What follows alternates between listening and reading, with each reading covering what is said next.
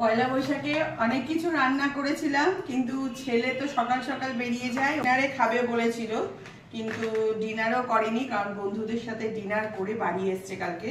তা ও বললো আজকের ওকে এগুলো দিয়ে দিতে। তো যাই হোক, কাবাব করেছিলাম। কাবাব তো নিয়ে যাবে না, ঠান্ডা হয়ে গেলে খেতে ভালো লাগে না চিকেন কাবাব। আর আমি করেছিলাম, দেখো, ফ্রাইড রাইস করেছিলাম, দই মানে মাছের তন্দুরি একটা করেছিলাম, আর চিকেন মাঞ্চুরিয়ান করেছিলাম। কিন্তু ও কিছুই খায়নি কালকে। তো আজকে শুধু ফ্রাইড রাইস আর চিকেন মাঞ্চুরিয়ানটা নিয়ে যাবে, কারণ ও বন্ধুদের সাথে বেরিয়েছিল, ওই জন্য কিছু খায়নি। বললো মা আমাকে আজকে টিফিনে দিয়ে দাও। তা ওকে আজকে টিফিনে যে ফ্রাইড রাইস বানিয়েছিলাম, ভীষণ ভালোবাসে খেতে আমার ছেলে ফ্রাইড রাইসটা।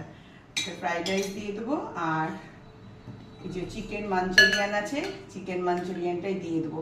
মোটামুটি রান্না আজকে না করলেও চলবে, আর এটুকু করা আছে, হয়ে যাবে আমাদের। এরপর তো আজকে পুজো, আবার আজকে আমাদের থার্সডে, মানে পুজো পুজো লেগেই আছে আমাদের।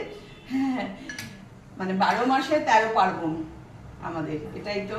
যাই হোক, এটাই ওকে টিফিনে দিয়ে দেবো। তো চলো এখন টিফিনটা ঝট করে গুছিয়ে নিই ছেলের।